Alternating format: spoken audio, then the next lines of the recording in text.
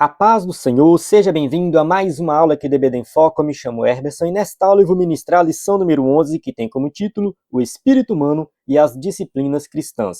Nós estamos estudando a revista CPAD do quarto trimestre do ano 2025 e agora caminhando para o final dessa revista. Chegamos aí ao mês de dezembro, vai ter lição 11, 12 e 13. Sabemos que muitas igrejas adiantam as lições por causa das festas e tudo mais. Aqui no EBD em Foco a gente está tentando adiantar, mas está muito complicado. Eu acredito que a gente não vai conseguir adiantar, a gente vai seguir o cronograma normal. Peço perdão aos irmãos aí que querem o slide com antecedência, mas infelizmente a gente não vai conseguir entregar.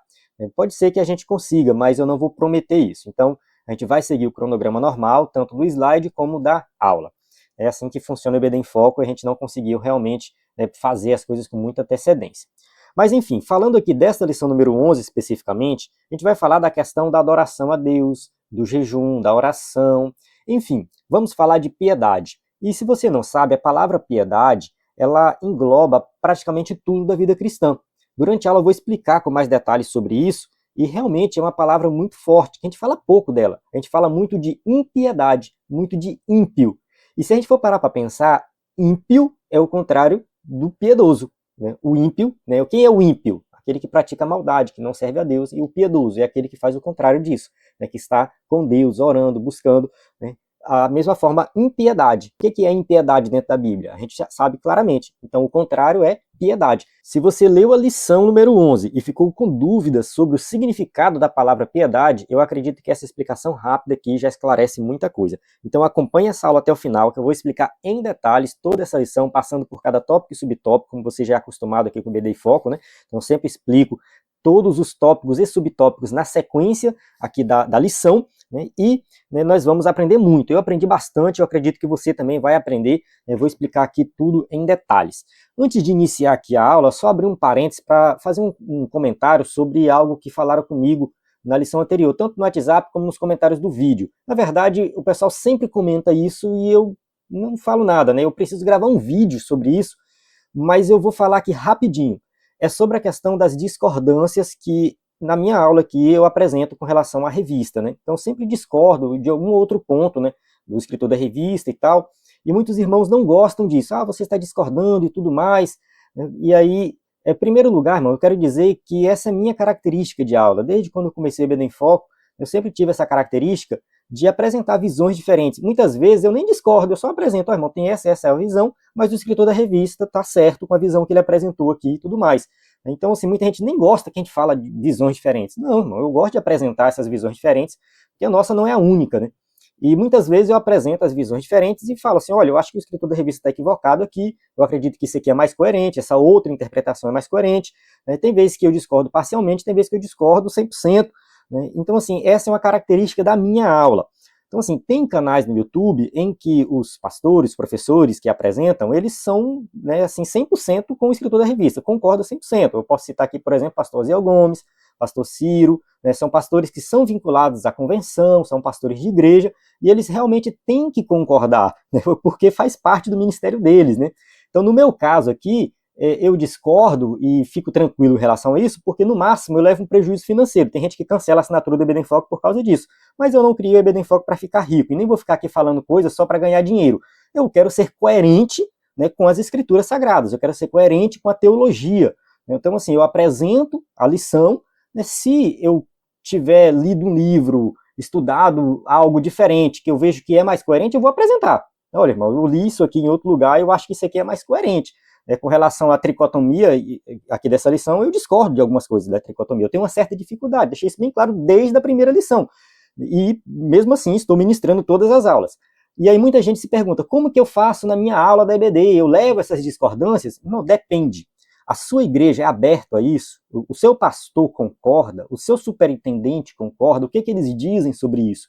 Eles querem que você seja coerente com a revista, ensina só a revista, ou eles permitem que você levante alguns questionamentos? Então, assim, você tem que saber qual é a realidade da sua igreja. Já teve pastores que entraram em contato comigo e falaram assim, olha, Herberson, aqui na nossa igreja a gente é aberto a debate. Então, sempre que tem um tema polêmico, um tema que é difícil de entender, que tem visões diferentes, a gente abre para o debate e fala. Deixa aberto aqui para os irmãos debater. Então, assim, eu acho muito bom isso, eu acho louvável. Igrejas que fazem isso eu acho muito melhor do que aquela igreja que fala, não, tem que seguir a revista certinho. Mas se a sua igreja segue a revista certinho, então faça isso. Ministre a sua aula de acordo com a sua realidade. Você não tem que ministrar a minha aula na sua igreja. Você tem que ministrar a sua aula. É você que conhece os seus alunos, é você que sabe a realidade deles, o que eles estão passando, é você que sabe o nível de conhecimento que eles já têm da Bíblia. Então, assim, procure ministrar sua aula de acordo com a realidade da sua igreja e da sua classe. Conheça os seus alunos, vá na casa deles, toma um café com eles, saiba dos problemas pessoais deles. Isso ajuda muito você, como professor da EBD, a dar esse suporte e também fazer com que essa sua classe cresça, né? Que ela aumente o número de alunos. Então você tem que ter esse relacionamento pessoal com seus alunos e ministrar uma aula coerente com a realidade da sua classe e dos seus alunos. Não ministre a minha aula, não ministre a aula do pastor Ciro, não ministre a aula do pastor Oziel, ministre a sua aula, entende? Assista os vídeos do YouTube para complementar, para pegar uma explicação de algo que você não entendeu. É nesse sentido. Mas lá na sua igreja é a sua aula que vai prevalecer. As aulas que você assistiu no YouTube vão complementar a sua aula. Amém? Então vamos começar aqui. Vou usar aqui o slide 100% baseado na revista, com imagens de qualidade, vem pronto para ser usado. Você pode adquirir esse slide no nosso site ebedemfoco.com, né, ou enviar uma mensagem no nosso WhatsApp. A gente está aqui disponível, sempre atendendo. O EBD em Foco tem um suporte aqui, de manhã, de tarde, às vezes de noite também no WhatsApp. Qualquer problema que der, qualquer coisa, a gente vai te atender.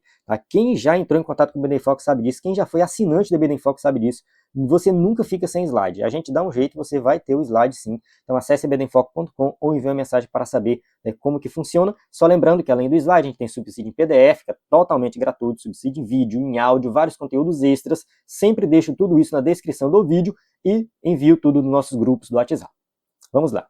O textório da lição diz assim: porque o exercício corporal para pouco aproveita, mas a piedade para tudo é proveitosa, tendo a promessa da vida presente e da que há de vir. 1 Timóteo capítulo 4, versículo 8. Esse versículo aqui é usado por muitos para falar mal do exercício físico, né? Que o crente não tem que fazer exercício físico, que isso não tem proveito nenhum.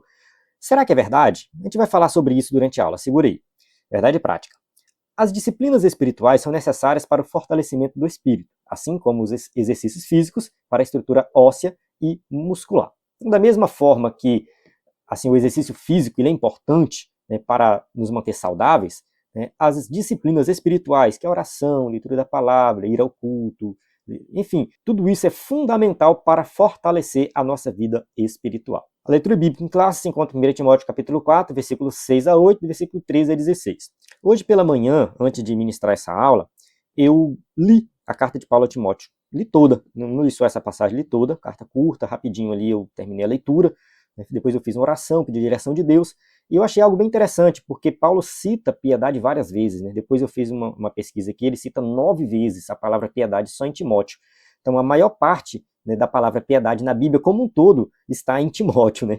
Assim, no Novo Testamento, né, a palavra grega, né, colocar assim, que Paulo usa, né? A gente vai falar sobre ela daqui a pouco, mas realmente é muito importante a gente ver esse destaque para a palavra piedade dentro da carta de Paulo a Timóteo. Então, durante a aula, a gente vai ler algumas passagens aí de Timóteo. Vamos para a introdução, que diz assim: nesta lição, estudaremos sobre a importância das disciplinas cristãs. Partiremos do conceito de piedade, muito trabalhado por Paulo nas epístolas pastorais. Então, assim, as epístolas pastorais é a que Paulo mais usa essa palavra piedade, né? Principalmente em Timóteo. E a gente precisa entender esse conceito de piedade, porque realmente ele é fundamental para a nossa vida, né? Para a gente entender como que funciona a vida cristã. Veremos que as disciplinas cristãs fazem parte de uma vida piedosa. Então, olha só, a gente não pode associar piedade a alguma coisa específica, assim, piedade é orar, piedade é ler a Bíblia. Não, piedade é algo muito mais amplo e engloba tudo isso. Então, uma vida piedosa envolve, né, ler a palavra, ir aos cultos, né, ter reverência diante de Deus, confiar em Deus, enfim, é a vida cristã como um todo. Como o corpo precisa ser alimentado e exercitado todos os dias, o espírito precisa de disciplinas diárias para seu fortalecimento. As principais são a oração, o jejum e a meditação na palavra de Deus. Então aqui o escritor da revista cita as principais disciplinas cristãs. Então as disciplinas cristãs é algo que você faz ali com disciplina. O que é ser disciplinado em algo? É quando você faz aquela atividade todos os dias, no mesmo horário, mesmo que não seja todos os dias, mas você tem ali uma certa frequência. Por exemplo, eu gosto de correr, eu pratico corrida, treino corrida, os irmãos que têm o meu número pessoal aí de vez em quando vê os status que eu posto, de vez em quando comenta lá os status de corrida, né? Então, o que acontece? Eu só melhorei na corrida depois que eu tive disciplina, porque antigamente eu corria dia sim, dia não, às vezes faltava uma semana nos treinos, não tinha um horário para correr, não me alimentava direito, não dormia direito, e aí de repente eu falei, não, eu vou mudar isso aqui, eu quero melhorar na corrida. Então como que eu melhoro na corrida? Eu tenho que ter disciplina. E aí eu, né, comecei a correr 6 dias na semana, só tem um dia de descanso, comecei a ter uma boa alimentação, procurei dormir, né, ali 7 horas de sono. Às vezes é difícil, né, porque eu não sou de dormir muito, mas eu tive que trabalhar isso para dormir 6 horas, 7 horas de sono, que às vezes eu dormia menos, ficava cansado. Então, assim, eu fui fazendo todo um trabalho para melhorar, e realmente eu melhorei muito, avancei muito. Mas por que que isso aconteceu? Porque eu tive disciplina. Então, a disciplina fez com que eu melhorasse na corrida. Então, quando a gente fala, né, das disciplinas cristãs, né, no caso aqui, a gente está falando de orar, jejuar, meditar na palavra de Deus, fazer isso de forma regular, que você vai ver avanços na sua vida espiritual. Tópico 1. A piedade e as disciplinas cristãs. 1.1. Exercício corporal e piedade. Escrevendo a Timóteo, Paulo apresenta um paralelo entre o exercício corporal e a piedade. Ele fala assim, 1 Timóteo capítulo 4, versículo 8, porque o exercício corporal para pouco aproveita, mas a piedade para tudo é proveitosa, tendo a promessa da vida presente e da que há de vir. O que é que Paulo está querendo dizer aqui nesse versículo? Será que Paulo está dizendo aqui que nós não devemos praticar atividade física? É errado, sei lá, correr, jogar bola, nadar, pedalar, ir na academia? Será que é errado o crente fazer isso? Ou perda de tempo, o crente deveria estar indo para a igreja, orar, ler a Bíblia, será que é isso que ele tem que fazer? Esquece atividade física, não faça nada disso. E você só tem que praticar a piedade cristã. É isso que é importante. Será que é isso que Paulo está falando? Eu acho que não. O apóstolo não está desconsiderando de forma absoluta o valor do exercício corporal. Então o escritor da revista deixa bem claro que não é isso, tá? Paulo não está desconsiderando aqui, né, a atividade física. Na época que Paulo vivia, a atividade física era voltada para o exército, ou seja, o treinamento no exército, porque eles precisavam, né, ficar forte, correr muito e tudo mais, e também os Jogos Olímpicos, que aconteciam ali desde o ano, acho que 700 a.C., ou seja, na Grécia, né, tinha ali os Jogos Olímpicos a cada 4 anos, né, e acontecia esses jogos, que era corrida, lançamento de disco, tinha várias provas ali, né, naquela época, lançamento de dardo, que era vinculado ao atletismo, né, que a gente conhece nos dias de hoje. Tem algumas provas que tinha nos tempos de antigamente e tem nos dias de hoje, e outras era só naquele tempo. Então, assim, o exercício corporal era nesse sentido, somente para jogos, né, e para o treinamento no exército. Não tinha ninguém que praticava atividade física para ser saudável naquela época. Por quê? Porque não tinha esse conceito naquela época.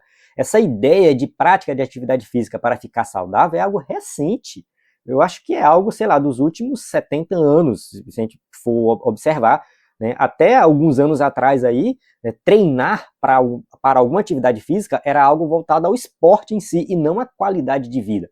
Pesquisas científicas foram mostrando que o ser humano ele vive melhor ao fazer atividade física, porque ele consegue, né, movimentar o corpo, isso previne doenças como diabetes, colesterol, pressão alta, você dorme melhor, você tem um desempenho melhor nas atividades do dia a dia, principalmente nessa época agora que tem muitos trabalhos que são trabalhos sedentários, né? A gente senta na mesa e fica no ar-condicionado o dia inteiro. Então o meu trabalho é um trabalho sedentário. Eu sou professor, no máximo eu fico em pé ali, andando no quadro, dando aula, mas isso não é suficiente para me dar uma vida saudável. Então eu preciso complementar com atividade física. Então, assim, a atividade física, ela previne muitas doenças, principalmente a obesidade, né? Então, assim, se você quer ser saudável, você tem que praticar atividade física, né? As mulheres, após os 30 anos, elas vão perdendo massa muscular, e os homens após os 35 anos. Então, é aconselhado todas as mulheres, todos os homens, né, passou dos 30, já procurar uma academia, ou então comprar uns pesos, fazer algumas atividades em casa, fazer uma caminhada, porque isso vai te ajudar a viver melhor. Então, veja a atividade física hoje, no contexto hoje, o conhecimento que nós temos hoje, como algo que vai te dar qualidade de vida até mesmo para fazer a obra de Deus. Você vai ter muito mais desempenho no dia a dia, para evangelizar, para pregar, para cantar, sem falar que você pode viver mais anos de vida, se você for uma pessoa ativa. E isso vai proporcionar mais tempo com sua família, mais tempo também fazendo a obra de Deus. Então, não veja a atividade física como perda de tempo, veja a atividade física como algo bom, algo proveitoso, algo que vai te ajudar, inclusive, na obra de Deus. Amém? Então, vamos partir desse princípio. Paulo não tinha esse conhecimento do valor da atividade física para o corpo humano naquela época. Não tinha. Né? Mas hoje nós temos esse conhecimento. Então sabemos que sim. Né? Não é que Paulo está errado aqui. Paulo está errado. Não, não está errado. De acordo com o conhecimento dele, ele fala, o exercício corporal para pouco aproveita. Agora, o foco da passagem aqui não é o exercício corporal. Ele está falando da piedade. Por que que a piedade é proveitosa? Porque além dela ajudar a gente nos dias de hoje, fazer nós vivermos melhor, ou seja, praticar a piedade faz com que nós tenhamos realmente qualidade de vida hoje, ela é algo que leva para a eternidade. Ela te prepara para a eternidade, porque a vida eterna começa aqui e agora. Então ela é para sempre. Então a atividade física, por mais que ela seja boa, maravilhosa e ajuda a gente nessa vida, né, ela não tem tanto valor assim quando se fala de vida espiritual, no sentido de viver a eternidade. Mas você falou que se fizer atividade física você vai ser uma pessoa que tem mais desempenho no dia a dia, tal, mais ânimo, pode até viver mais anos. Então, se levar por esse lado, a gente pode até pensar que a atividade física também contribui para a vida eterna. Mas enfim, né? Vamos lá, vamos avançar aqui, ó. Aliás, o labor físico de Paulo era constante, em decorrência de suas longas e constantes viagens, como também Jesus fizera. Então, assim, o escritor da revista vai dizer, né, que eles tinham, né, um labor físico, no sentido de que caminhavam e tal, e era o cotidiano deles, né? Então, assim, de certa forma, Paulo fazia atividade física sem saber, né? 2 Coríntios capítulo 11, versículo 26, né, em viagens, muitas vezes, em perigos de rios, em perigos de salteadores, em perigos da minha nação, em perigos dos gentios, em perigos da cidade, em perigos do deserto, em perigos do mar, em perigos entre os falsos irmãos e etc. Né? Ou seja, Paulo está falando aqui o que ele passou, né, pregando o evangelho, ele sempre sofreu muito, foi perseguido e tal. Então, tudo isso exigia de Paulo, né, um certo preparo físico, né? Contudo, ele enfatiza a sobreexcelência da piedade, em cujo conceito estão as disciplinas cristãs, os exercícios espirituais. Então, Paulo vai enfatizar isso. A piedade é algo que te prepara para a vida eterna. Ela te dá algo hoje e você vai viver para sempre com isso. Enquanto os exercícios corporais têm algum valor apenas para esta vida, a piedade nos traz benefícios nesta vida e na eternidade. Então, Paulo coloca a piedade como superior no sentido de que realmente, né, a piedade ela está relacionada à vida, né, presente e à eternidade. Porque com a piedade você está ajuntando tesouros no céu. Foi o que Jesus disse, né? A gente não tem que juntar tesouro aqui nessa terra, mas tesouro no céu. Como que eu junto um tesouro no céu? Viva uma vida de piedade. É isso que a gente tem que fazer. 1.2. Piedade interna e externa. Do grego eusébia, eu, bom, e sebomai, ser devoto, a palavra piedade tem um amplo sentido espiritual e prático. Isso aqui é muito importante. O significado da palavra piedade. Eu procurei nos dicionários bíblicos, no comentário do Champlin, no comentário do Hernando Dias Lopes, e eles sempre dão uma definição bem ampla de piedade. Não tem um significado fechado. Piedade é isso. A gente não pode falar assim, piedade é ler a Bíblia, piedade é orar. Não. Piedade é praticamente tudo que você faz como um cristão, como alguém que adora a Deus. Ou seja, você é devoto a Deus. Eu, no caso aqui, é o bom, e sebomai, que significa devoto, ser devoto. Ou seja, eu sou devoto a Deus. Eu creio em Jesus como Salvador. Eu creio que Deus existe. E com esse relacionamento, eu vivo uma vida diferenciada. Então, viver uma vida de piedade é fazer boas obras, ajudar os necessitados, ajudar o próximo, é orar, é ler a Bíblia, é praticamente tudo que a gente faz seguindo o que Jesus ensinou. É seguir o Evangelho. É o contrário de impiedade. Quando a Bíblia fala do ímpio, das obras do ímpio e das impiedades, está falando de alguém que não serve a Deus, alguém que vive totalmente contrário às coisas de Deus, alguém que pratica a maldade, que não ora, que não confia em Deus. Esse é o ímpio. Essas são as obras de impiedade. Agora, o piedoso, que faz as obras de piedade, é aquele que está com Deus. Então, o ponto inicial de uma vida de piedade é crer em Jesus como Salvador. Podemos resumi-lo como sendo um conjunto de atitudes que expressam temor, respeito, reverência e amor a Deus. Tais condutas estão ligadas a fatores internos e externos. Isso aqui é muito importante, você entender o significado da palavra piedade. Não é um significado fechadinho, é um significado amplo, é bem aberto. Tem a ver com um conjunto de atitudes que expressam temor, respeito e reverência a Deus. Ou seja, você tem, né, um norte a seguir. Olhar para Deus, temor a Deus, reverência a Deus. São as atitudes que você tem. ênfases exageradas no valor das obras produzem um entendimento limitado e incorreto dessa importante virtude. Como visto no catolicismo, desde os tempos medievais, os escribas e fariseus também davam grande valor ao aspecto externo.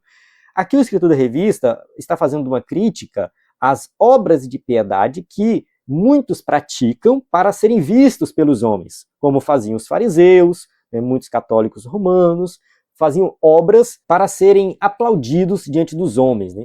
Por exemplo, os fariseus faziam longas orações, dizimavam e amavam cumprir publicamente os seus deveres religiosos, mas interiormente estavam cheios de hipocrisia e de maldade. É o que Jesus fala para eles, Mateus 23, versículos 5 a 7. E fazem todas as obras a fim de serem vistos pelos homens, pois trazem largos filactérios e alargam as franjas das suas vestes, e amam os primeiros lugares nas ceias, e as primeiras cadeiras nas sinagogas, e as saudações nas praças, e a serem chamados pelos homens Rabi, Rabi. Ou seja, as obras deles eram para serem vistas pelos homens. Eles adoravam ter esse status de serem bem vistos, de serem, né, adorados, vamos colocar assim. Era isso, entende? Eles queriam ser aplaudidos, né? A verdadeira piedade contempla as disciplinas espirituais externas, como a oração, o jejum e a leitura das Escrituras, mas sempre relacionadas a uma vida de sincera e profunda devoção a Deus, procurando agradá-lo em tudo. Isso inclui um viver justo e misericordioso com o próximo. Então, o objetivo é que seja algo interno, mas que tenha expressões externas. A gente tem que ter cuidado com essa aparência, fazer por aparência como os fariseus faziam. Mateus capítulo 23, versículo 23. Ai de vós, escribas e fariseus hipócritas, porque dizimais a hortelã, o endro e o cominho, e desprezais o mais importante da lei, o juízo, a misericórdia e a fé. Deveis, porém, fazer estas coisas e não omitir aquelas. Jesus não está dizendo que eles não devem dizimar.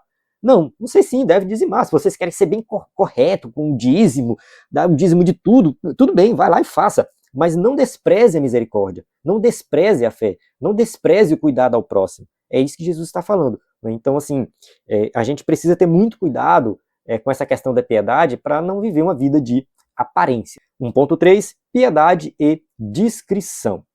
A prática das disciplinas espirituais não combina com o exibicionismo. Jesus advertiu seus discípulos que fossem discretos quando orassem e jejuassem. Vamos ver o que Jesus diz em Mateus capítulo 6, versículos 5 e 6.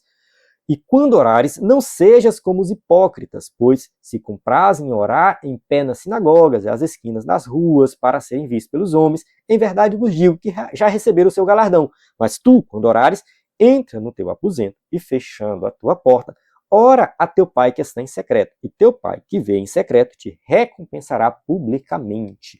Então aqui Jesus está dando um ensinamento muito prático de oração. Então assim, a sua oração seja ali um relacionamento verdadeiro e fiel com Deus, não para ser visto pelos homens. Então vai para o seu quarto e ore lá no seu quarto e Deus vai te recompensar. Ponto. Você não tem que ficar orando na rua para ser visto, para ser aplaudido. Quando Jesus diz assim, em verdade vos digo que já receberam o seu galardão, é por quê? Porque eles receberam ali a admiração das pessoas, receberam um tapinha nas costas. Então se você faz algo, por melhor que seja, mas que você faz só para ser visto, você já recebeu o seu prêmio. Né? As pessoas já te deram os parabéns, já deu tapinha nas costas, né? E já te aplaudiu e pronto, acabou, fica ali. Então se você realmente quer ser recompensado por Deus, faça isso em secreto. Então é proibido orar em público? O pessoal da Cristã do Brasil está certo? Cristã do Brasil, por exemplo, não ora em público, eles não evangelizam. Segundo eles, Deus vai enviar as pessoas para a igreja deles lá para ouvir o evangelho, né? Então você não vai ver aí algum crente da Cristã do Brasil na rua evangelizando, falando de Jesus, ele não fala. O máximo que ele faz é te convidar para ir para a igreja dele. Eles acreditam, né, que os eleitos serão conduzidos à Igreja Congregação Cristã do Brasil. Eles são mais calvinistas do que os calvinistas presbiterianos. Mas vamos lá. Eles acreditam nisso, é verdade, tá? A base deles, a base da Cristã do Brasil é calvinista. Né? E eles realmente acreditam que os eleitos têm que ir até lá. Porque não pode, segundo eles, de acordo com essa passagem aqui, não pode orar no meio da rua. Se alguém chegar para um crente da Cristã do Brasil, assim, no meio da rua e falar, ora por mim que eu quero ser salvo, ele não ora. Ele não ora, ele ora assim, não, vamos procurar uma igreja, vamos entrar na igreja, lá eu oro por você. Então a gente tem que ter cuidado que não é isso que isso aqui está ensinando, né? Não é, aqui o objetivo de Jesus é criticar a hipocrisia dos fariseus, que estavam orando nas ruas para serem vistos pelos homens. Então, assim, a gente pode sim orar na rua, a gente pode fazer culto na rua, não tem problema. A questão aqui é o propósito. Você está fazendo isso para ser visto ou você está fazendo isso para fazer a obra de Deus? Até mesmo porque em Atos dos Apóstolos a gente vê várias manifestações públicas de fé. Oração, cura, milagre, acontece no meio da rua e tudo mais. Isso não é proibido. Mas vamos lá. Quanto ao jejum, aconselhou ações concretas para não dar sinais de estar jejuando. Quando jejuares, unge a cabeça e lava o rosto, para não pareceres aos homens que jejuas. Então, Mateus capítulo 6, versículos 17 e 18. Quer fazer o seu jejum? Então, assim, faça o jejum calado, fica na tua. Ninguém precisa ficar sabendo. Você ficar postando na rede social, falando para todo mundo, estou fazendo jejum e tal. Não tem necessidade de fazer isso, né? O que dizer dos que proclamam seus jejuns, inclusive nas redes sociais, né? Então, que eu já adiantei aqui, né? Pessoas postando aí, estou de jejum, né? Ou então orando só para se amostrar. Isso é complicado. Como Jesus enfatizou, se buscarmos glória humana, nossa recompensa se resumirá a um reconhecimento efêmero, sem valor algum, diante de Deus. Ou seja, reconhecimento humano, aplausos, tapinha nas costas, curtidas, comentários, compartilhamentos, mas ali está a sua recompensa, acabou. Você pode até postar lá na tua rede social que está jejuando, vai ter um monte de compartilhamento, um monte de curtida, um monte de gente te exaltando, e ali ficou a sua recompensa, não tem valor nenhum diante de Deus. O anúncio do jejum somente convém ser feito quando sua prática for coletiva, ainda assim de preferência apenas entre as pessoas envolvidas com o propósito. Então a gente vê aqui, por exemplo, Esté, capítulo 4, versículo 16. Vai, ajunta a todos os judeus que se acharem em Suzã, jejuai por mim, não comais nem bebais por 3 dias, nem de dia nem de noite. E eu e as minhas servas também assim jejuaremos. E assim irei ter com o rei, ainda que não seja segundo a lei. E se perecer, pereci. Então, assim, Esté, né, ia entrar diante do rei, era proibido entrar sem autorização. Então tinha que ter todo um agendamento e tudo mais. Era o rei que procurava ela e não ela que procurava o rei. Então ela poderia, sei lá, ser morta por causa disso, né, de acordo com a lei deles. E ela, né, tinha um pedido muito sério a fazer para o rei. Então ela pede para que as pessoas jejuem, um jejum público, né, e também oração, né? Não somente jejuar, mas também orar, está vinculado ali. E isso foi algo público. Então, assim, se você vai fazer um jejum na sua igreja, que sejam várias pessoas junto, a igreja como um todo, é algo coletivo, é um grupo que está fazendo, então, assim, se torna público, automaticamente se torna público. Aí não significa que é uma exaltação. Mas é isso, né? Então a gente encerra aqui o tópico 1. Eu acho que ficou claro aí o que é piedade, né? Só voltando aqui rapidinho, né? Só para a gente reforçar, né, o que é piedade, né? Eu gostei muito dessa parte aqui, ó, que fala assim, podemos resumi-lo como sendo um conjunto de atitudes que expressam temor, respeito, reverência e amor a Deus. Isso aqui resume bem o que significa piedade.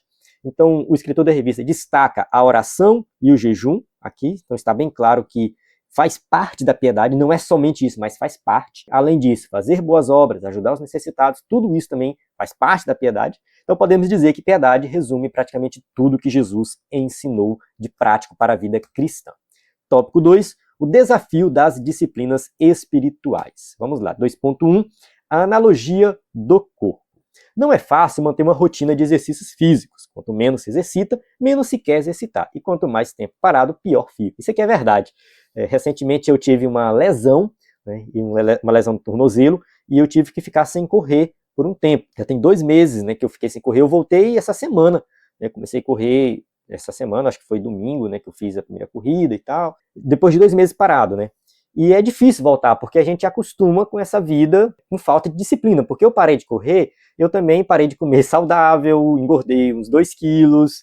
Enfim, parece que desanda todas as outras áreas, né? Então, assim, disciplina é difícil, não é fácil. Não é fácil manter uma rotina de exercícios físicos. Quem já tentou sabe que é muito difícil. Então, a gente tem que ter muita disciplina, tem que ter muita força de vontade. Isso tem que fazer parte da rotina de forma obrigatória, senão você não pratica. Você não vai para a academia, você não coloca o tênis, você não vai para o futebol, entende? Você não vai. Então, você tem que ter muita disciplina.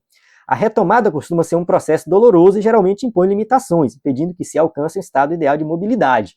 Isso aqui também, né, é complicado, você levantar mais cedo. No meu caso, eu corro de manhã, então eu tenho que levantar às 5h30 da manhã, me ajeitar para sair 6 horas. E antes de fazer atividade física, eu também me esforço para ter a disciplina de leitura da palavra e oração. Então envolve outras coisas, né? Então, assim, a gente precisa realmente ter essa disciplina. E depois que a gente começa a fazer uma atividade física, assim, de muito tempo parado, começa as dores, né? Dói a perna, dói o braço, dói tudo. Nossa, até o corpo acostumar demora aí mais ou menos um mês. Depende muito do seu nível de sedentarismo, né? Então, assim, é bem complicado. É um processo doloroso, não é fácil. Então, para a atividade física, é um processo doloroso. Assim acontece também na vida espiritual. Quanto menos oramos, jejuamos e lemos a Bíblia, menos queremos fazê-lo. Tem crente que está planejando ler a Bíblia há mais de ano. Mais de ano, não, vou começar a ler a Bíblia, vou ler a Bíblia toda, vou ler a Bíblia toda. E não começa. Por quê? Porque é um processo difícil, é doloroso. Você iniciar um novo hábito não é fácil. Eu li um livro um tempo atrás chamado O Poder do Hábito. É bem interessante esse livro porque ele diz o seguinte, que é muito difícil você acabar com o hábito. É mais fácil você substituir um hábito ruim por um hábito bom. Então, se você quer ter o hábito de ler a Bíblia, quer ter o hábito de orar, você tem que substituir um outro hábito que você já tem.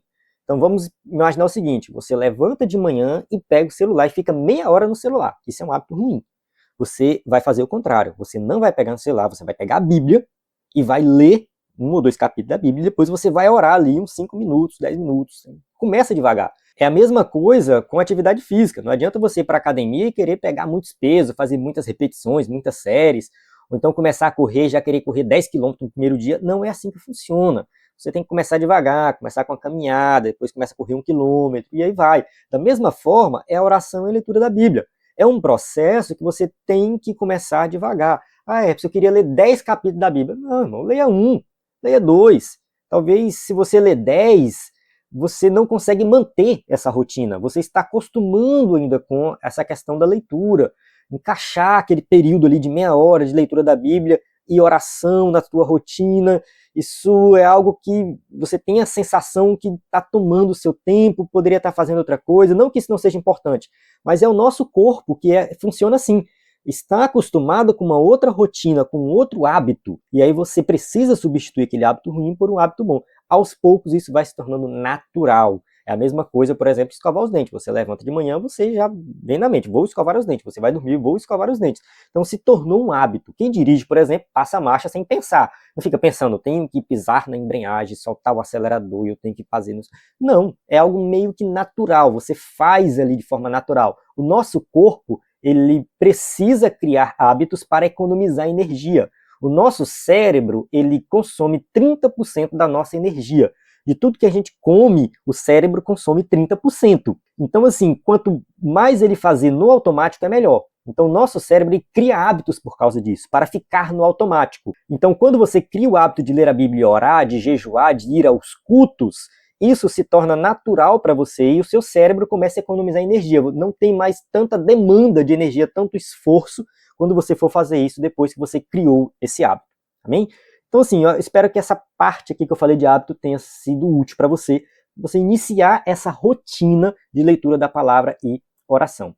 E a vida espiritual vai se enfraquecendo, os movimentos vão se tornando mais lentos e curtos. Então é isso, né? Aos poucos você vai, né, se afastando das coisas de Deus. Por quê? Porque você deixou as principais disciplinas de lado, né? Há risco de atrofia e paralisia, o escritor aos Hebreus adverte.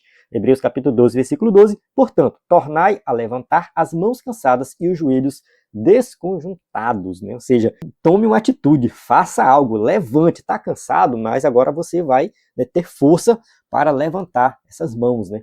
A linguagem é metafórica, mas às vezes a fraqueza do espírito é tão profunda que é sentida no corpo. A Bíblia nos recomenda reagir. 1 Coríntios capítulo 16, versículo 13, vigiai, estai firmes na fé, portai-vos varonilmente e fortalecei-vos. Então aqui Paulo está falando da postura do cristão, vigiai, portai-vos varonilmente, ou seja, com força. Ele usa a palavra aqui varonilmente relacionada ao que? A força do varão, do homem. Ou seja, tem uma postura de firmeza diante de Deus, da fé, das disciplinas cristãs. Em Joel capítulo 3, versículo 10 está escrito, forjai espadas das vossas enxadas e lançai das vossas foices. Diga o fraco, eu sou forte. Então sim, né? A gente tem que ser forte. É isso, né? O cristão tem que ser forte. Ele tem que realmente se preparar E o preparo vem através da leitura da palavra, da oração e do jejum. 2.2, apatia, engano e pecado. A diminuição da prática da oração, do jejum e da meditação nas Escrituras causa a perda de discernimento e sensibilidade espiritual. Então, aos poucos, você não tem mais discernimento espiritual, as coisas erradas acontecem na sua frente, você não consegue perceber que aquilo é errado, você pratica um pecado, você não consegue perceber que aquilo é pecado, enfim, né? Você simplesmente começa a ignorar. Por quê? Porque você abandonou a leitura da palavra, você abandonou a oração. E essa questão da oração é bem interessante, porque já aconteceu comigo, né? Já teve fases da minha vida que eu orava muito, que eu sempre, né, tinha ali uma rotina de oração. E já teve fases que eu não orava, que eu simplesmente deixei de orar e meio que eu perdi a confiança na oração. Eu confiava em Deus, confiava que as coisas iam dar certo, mas parece que a oração não tinha tanto valor assim para mim. Foi uma coisa que aconteceu sem eu perceber. E quando eu me atentei, eu falei, não, tá errado, eu tenho que voltar a orar, eu tenho que voltar a ter fé na oração. Aí cada pessoa tem sua estratégia. No meu caso, como eu gosto de ler, de estudar, eu fui ler sobre oração, né? Para mim funciona, tá? Ler sobre oração me ajudou bastante. Tem um livro que eu gosto muito, é Ocupado Demais para Deixar de Orar. É um livro excelente, dos melhores que eu já li. Tem um outro que é Porque Tarda o Verdadeiro Avivamento. É um livro também sobre oração, muito bom.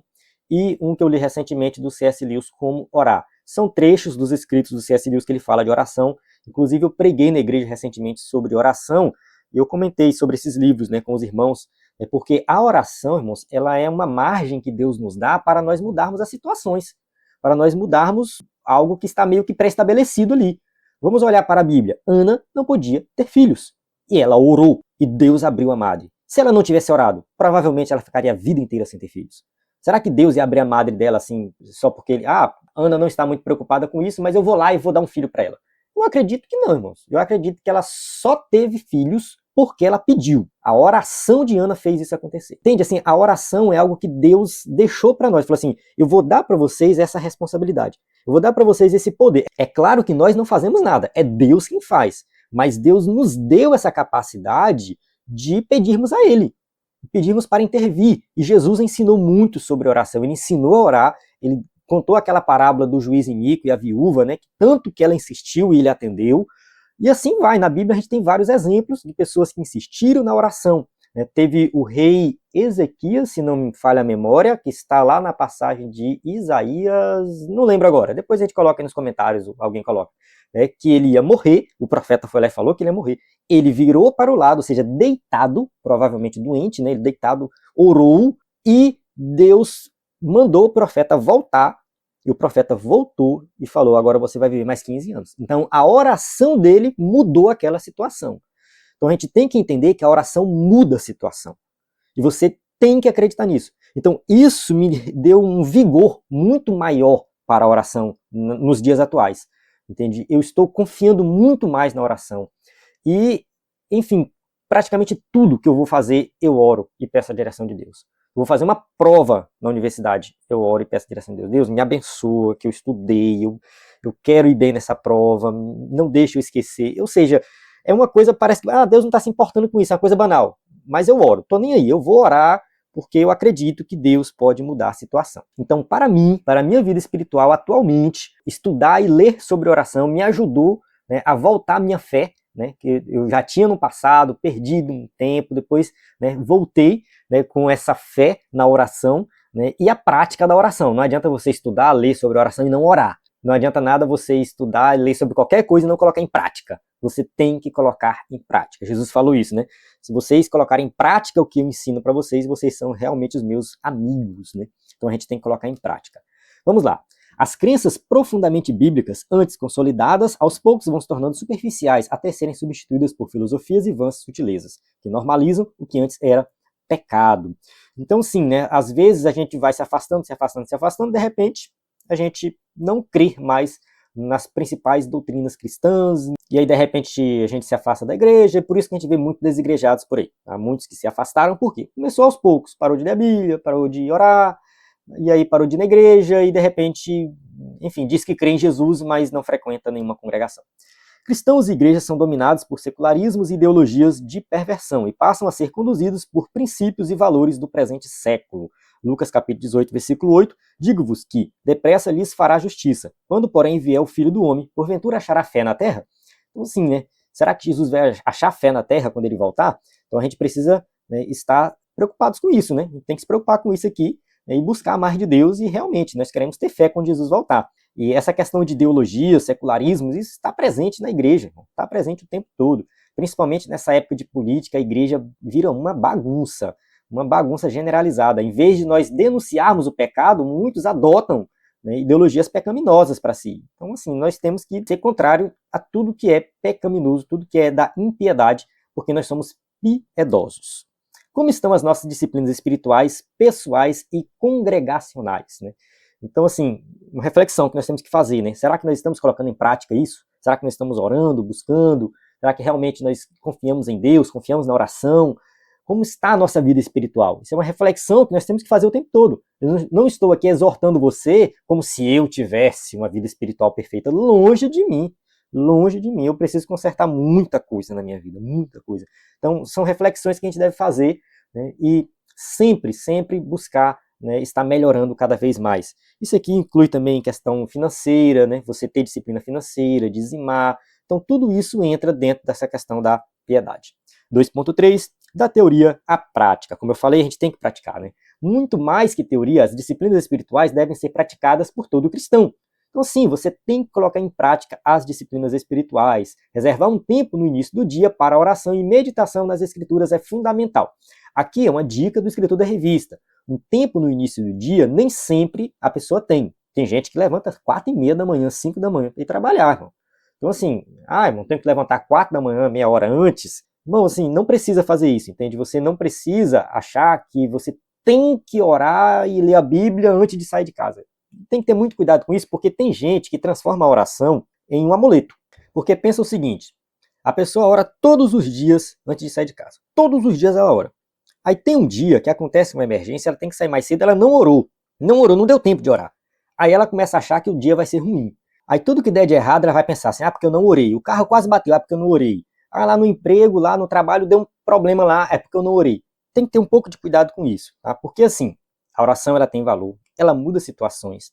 Mas se por acaso, na sua rotina, não tem como você encaixar uma oração de manhã, ou então você ora com frequência de manhã e de repente você teve uma emergência, você saiu sem orar, não se preocupe.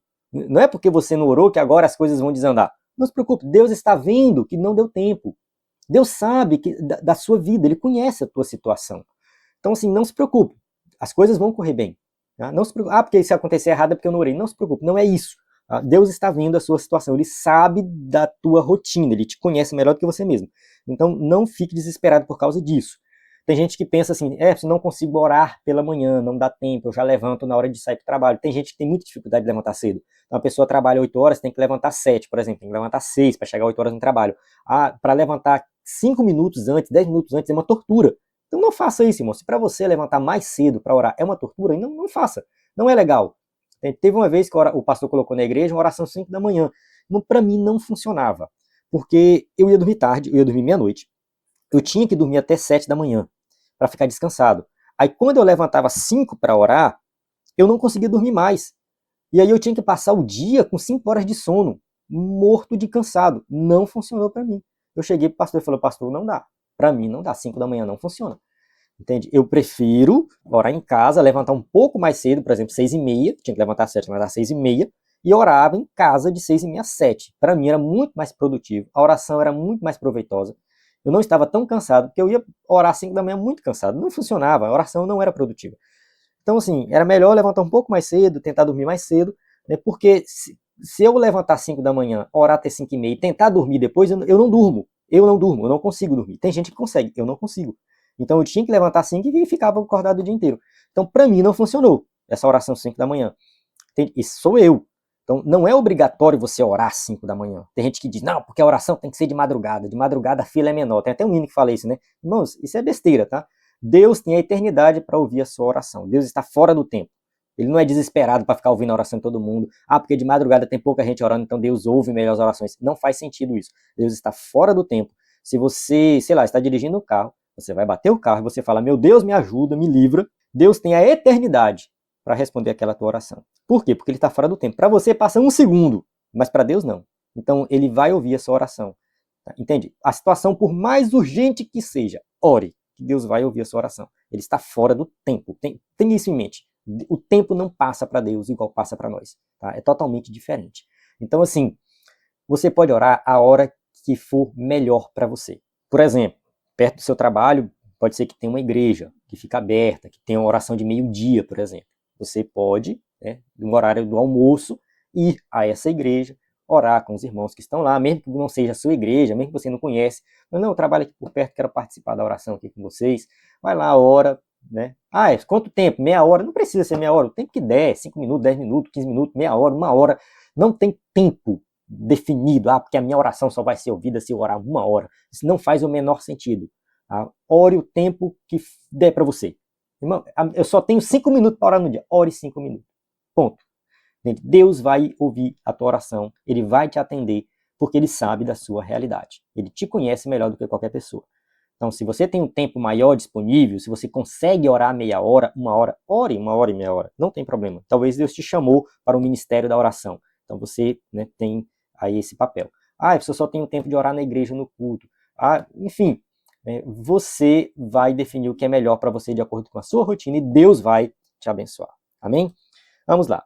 Sempre que possível, repetir a disciplina ao longo do dia, ainda em que momentos curtos. Então, aqui é a questão do hábito, né? Se você criar o hábito de fazer aquela oração naquele dia, naquele horário, isso ajuda muito. Teu corpo se acostuma com isso. Como já falei anteriormente sobre o hábito. Se você pulou essa parte, volte o vídeo.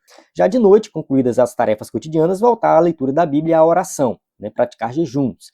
Então, o salmista diz assim, né? Salmo 55, 17. De tarde, de manhã e ao meio-dia orarei, e clamarei, e ele ouvirá a minha voz. Então, assim, o salmista tinha o hábito de orar, né, de manhã, de tarde, meio-dia, enfim, não é obrigatório também você ter que orar várias vezes no dia. Os muçulmanos fazem isso, né, eles têm a obrigatoriedade, onde estão ali, coloca o tapete deles e vira o rosto para Meca e lá vai orar. Isso não precisa ser assim, tá? Você não precisa orar várias vezes no dia, enfim, cria a sua rotina de acordo com a sua realidade. Manter uma frequência regular aos cultos, com especial dedicação às reuniões de oração e consagração. Então funciona assim, né? A igreja, ela tem que ter ali momentos de oração, dedicado à oração, tem que ter. Eu acredito que, assim, dependendo da realidade do local, pode ser que não dê certo, mas a maioria das igrejas eu acredito que dá para marcar uma oração ou de manhã, ou meio-dia, ou de tarde, ou nos 3 horários, ou o dia inteiro. Tem algumas igrejas que ficam aberto o dia inteiro. A Igreja Universal, por exemplo, a maioria das vezes eu vejo aberto o dia inteiro. E eu acho isso legal, eu acho bom.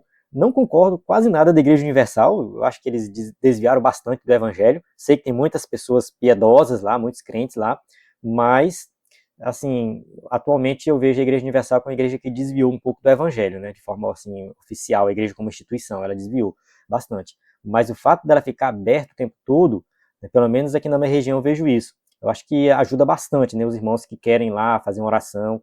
Então, assim, nem toda igreja vai ter condições de ficar aberto o dia inteiro, porque tem que ter alguém lá responsável para ficar lá, né? E essa pessoa que vai ficar na igreja lá, tomando de conta, ela tem que ser assalariada, tá? Então a gente tem que pensar nisso.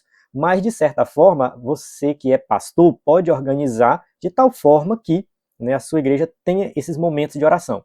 As irmãs do círculo de oração, né, têm ali um momento, geralmente um dia da semana, né, que elas se reúnem para orar. Na minha igreja, por exemplo, é sábado pela manhã. Todo sábado pela manhã as irmãs estão lá, né, consagrando ao Senhor. Então é isso, né? Faça momentos de oração na sua igreja. Ser aluno assíduo da escola dominical também é uma disciplina espiritual essencial que fortalece toda a família. Então a escola bíblica dominical é fundamental, né, para o crescimento espiritual. Nós que estamos aqui como professores da EBD sabemos muito bem disso. Eu acredito que todo professor da EBD sempre foi um bom aluno da EBD.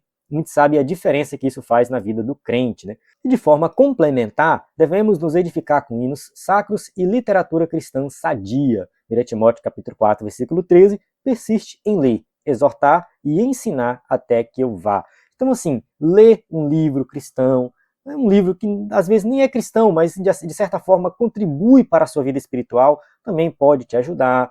né? Você cantar hinos, louvores, tudo isso contribui. Então, assim, você vai edificar a sua vida, exercitar a piedade, tanto de forma interna como de forma externa, através dessas ações práticas. Vamos para o tópico 3, as disciplinas e a luta espiritual. 3.1, as astúcias do maligno. O cristão tem uma luta espiritual travada nas regiões celestiais. Então a gente sabe que existe sim uma guerra espiritual, né? Efésios capítulo 6, versículo 12, deixa isso bem claro, né? Contra os principados, contra as potestades, contra os príncipes das trevas deste século, contra as hostes espirituais da maldade nos lugares celestiais. Então existe sim uma guerra espiritual, uma luta espiritual, em que nós já somos vencedores, em Cristo somos mais do que vencedores, mas nós temos que vigiar. Então não podemos nos descuidar, desconsiderando esta realidade. O inimigo é astuto e vive engendrando ciladas. Então, sim, a gente não pode subestimar o inimigo, temos que estar preparados. Ele é um derrotado, sim, mas ele está o tempo todo, né, aí engendrando, né, como o escritor da revista colocou, que essa palavra é difícil, né, estar sempre planejando aí ciladas para nós. Seu intento constante é nos atingir e produzir terríveis danos em nosso espírito, alma e corpo. Então sim, né, o inimigo quer nos prejudicar de alguma forma, nos atrapalhar, fazer com que a gente deixe de orar, deixe de ler a Bíblia, deixe de ir ao culto, e assim vai, né?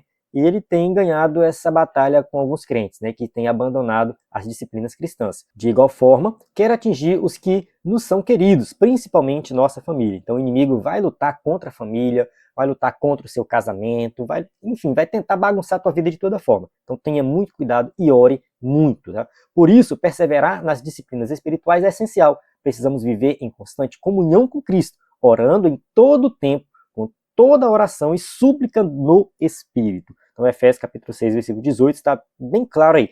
Temos que orar o tempo todo. A oração ela vai fazer a diferença, ela vai preservar a sua família. Só Ele tem vida abundante para nos dar e pode nos guardar do inimigo. Então, João capítulo 10, versículo 28, Jesus deixou isso bem claro aí, que é Ele que nos protege e nos guarda do inimigo.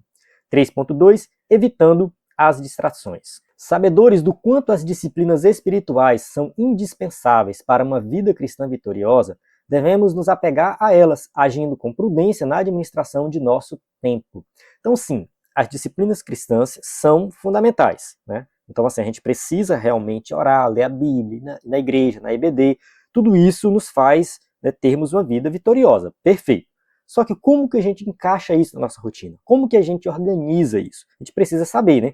Para isso, é preciso evitar as distrações, das quais atualmente o celular é a principal. O celular ele tem atrapalhado muito o nosso desenvolvimento em todas as áreas da vida. E isso é algo que a gente observa na prática o dia inteiro e pesquisas científicas, estudos aí têm comprovado isso. Inclusive, as escolas agora proibiram o celular em sala de aula e parece que o resultado foi bem positivo. As crianças têm se envolvido mais nas atividades, têm conversado mais, têm interagido mais. Isso realmente é algo muito bom. Então, assim, o celular, ele atrapalha a leitura. Eu digo assim, por mim mesmo, antigamente eu lia muito. É claro que aconteceu muitas coisas na minha vida que hoje eu estou lendo menos, mas eu acredito que uma delas é o celular. Porque o tempo todo a gente está olhando uma mensagem, uma notificação e tal, eu sento para ler e às vezes eu não consigo ficar uma hora lendo. Antigamente eu ficava, hoje eu leio 15 minutos, tenho que pegar o celular para ver se tem uma mensagem, para ver se tem alguma coisa. Entendi? Aí de repente já estou ali 15 minutos, meia hora no celular. Então, assim, tem atrapalhado demais, demais mesmo, demais. A gente tem que ter muito cuidado com isso, né? Tem se tornado uma compulsão acessar as redes sociais, ver mensagem no WhatsApp, abrir o Instagram, o Facebook ou assistir um vídeo no YouTube.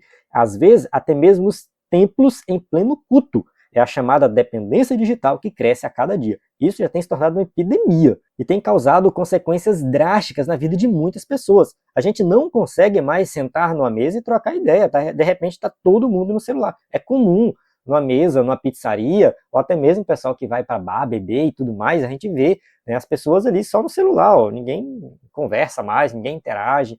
Então, assim, a gente, né, tem essa compulsão, porque as redes sociais elas foram feitas para isso. Elas foram feitas para nos atrair, elas foram feitas para nos manter presos. A gente tem que ter muito cuidado, porque se a gente não ter uma atitude prática e drástica, a gente vai acabar passando horas e horas e horas perdendo tempo com isso. Depois diz assim, não tenho tempo para orar. Como assim não tem tempo para orar? Você tem tempo para ficar no celular 2, 3 horas por dia, considerando que você tem que dormir, tem que comer, tem que tomar banho, tem que trabalhar. Entende? Então, assim, você faz tudo que você faz no dia, ainda fica 3, 4 horas no celular e depois não tem tempo para orar, tem algo errado aí. Então a gente tem que ver onde estamos gastando o nosso tempo. Quanto menos se percebe, o celular está na mão, mesmo sem qualquer propósito útil ou necessário. Que o Senhor nos guarde de todo vício. Então, assim, tem uma certa dependência. As redes sociais, elas foram criadas para nos manter presos. TikTok, você vê uma coisa e passa, vê outra coisa e passa, vê outra coisa e passa. Instagram, fica vendo as postagens do povo ali, imagem, vídeo, e assim vai. YouTube, agora com aqueles YouTube Shorts. Eu acho inútil isso. Eu, particularmente, não gosto muito. Uso muito pouco. Não que eu seja melhor do que outras pessoas, não é isso, tá? Eu uso muito pouco Instagram, porque justamente eu sei que vai me prender. Então eu quase não acesso. No Instagram do EBD em Foco, já teve época que a gente postou bastante, mas porque eu pagava uma pessoa para fazer os posts e tudo mais, porque, enfim, sem tempo, e administrar tudo isso realmente é complicado. Então, assim, estou devendo melhorias no Instagram do EBD em Foco. Agora, quem sabe a gente volta com o Instagram, né? Pois eu tenho que contratar uma pessoa para fazer as postagens, para divulgar e tal, porque eu realmente quase não uso Instagram, então tem muita coisa que eu não sei. Facebook quase ninguém usa hoje em dia, então nem abro o Facebook, né? Então, assim, o que eu mais acesso é YouTube e WhatsApp, é o que eu mais acesso. E aí, para minimizar, né, esses problemas, o que eu faço? Eu procuro acessar no YouTube coisas que vão me trazer algum aprendizado. Algum vídeo de pregação, algum vídeo de teologia, ou então os vídeos da minha área de física, que eu estudo aqui na universidade, né, relacionados ao meu doutorado, enfim, né, coisas que realmente vai me ensinar algo. Me atualizo também com relação aos assuntos atuais, da política, do esporte que eu acompanho e tal. Então, assim, eu uso o YouTube pelo menos para substituir a TV. O papel da TV antigamente, que eu sentava para assistir ali um jornal, hoje eu vou para o YouTube. Então, assim, meio que troquei uma coisa pela outra. Então, assim, procuro ver o mínimo de coisa inútil possível. Essa é uma prática minha, tá? Se tu não vê nada inútil? Vejo. Vejo muita coisa inútil. Mas eu procuro minimizar, né, os impactos dessa forma. Então, assim, tente usar para o bem, não para o mal. Tá? Tente usar. Não deixe o celular roubar o seu tempo das coisas que realmente têm valor, que é estar com sua família, no caso, com sua esposa, seu esposo, seus filhos, ir à igreja, trocar uma ideia, sentar na mesa com os amigos, conversar. Não deixe isso acontecer. Amém? Então, chegamos na conclusão da nossa aula, né, que diz assim: o exercício das disciplinas espirituais é fundamental para nos fortalecer e nos dar poder contra as forças das trevas. Assim como as necessidades físicas, nosso espírito precisa ser alimentado diariamente e por toda a vida. Eu tenho gostado muito das conclusões dessa revista, que elas são bem curtinhas, vai direto ao ponto, não tem muita enrolação, né? Muito bom mesmo. Então, assim, a gente aprendeu aqui nessa lição, né, que existem disciplinas espirituais que elas são fundamentais para fortalecer a nossa vida. E algo que eu não falei durante o vídeo, eu tinha planejado, acabei esquecendo, mas assim, eu não me aprofundei. É que assim, a vida eterna, ela é algo que a gente vai alcançar futuramente, depois que a gente morrer, quando Jesus voltar. No entanto, eu acredito que ela começa aqui e agora. Foi o que Jesus falou. A vida eterna é aqui, é agora, é esta, né? Que creio em Jesus como Salvador. Então, ao crer em Jesus como Salvador, nós já temos a vida eterna. Tem outro momento que Jesus fala isso, né? Quem crê em mim já tem a vida eterna. Então, assim, nós já temos. Já estamos vivendo a vida eterna. Nesse mundo caído de pecado, sofrimento. Mas se a gente for observar, irmãos, os momentos de felicidade, de alegria, de prazer, eles são muito superiores, muito melhores que os momentos de sofrimento. E muitas vezes os momentos de sofrimento estão relacionados a questões, assim, muitas vezes da nossa realidade social, né? Então, às vezes você mora num bairro mais pobre, você tem uma certa dificuldade ali para ir para o trabalho e tal, tem umas coisas assim que realmente tem a ver com a nossa realidade social, mas de certa forma nós estamos seguros em Cristo Jesus, né, temos o nosso alimento garantido, pelo menos eu espero que você tenha o seu alimento garantido, ore para que não falte, né, trabalhe, busque e curta a sua vida, né, no momento, tá? Porque nesse momento você já tem a vida eterna, então aproveite o máximo, tá? Pratique a piedade, porque a piedade ela vai, né, fazer com que essa vida eterna que você já tem agora, ela se prolongue realmente para toda a eternidade, para que ao partir deste mundo você chegue do outro lado, né, com tesouros que você juntou no céu. Paulo fala isso, né, que para ele, né, o melhor é partir e estar com Cristo, né? Então estar com Cristo é isso, né? Você praticar a piedade hoje e manter isso por toda a eternidade ao lado de Cristo. Amém? Então é isso, encerro aqui a aula. Nós temos aqui as perguntas para quem vai usar o slide na igreja.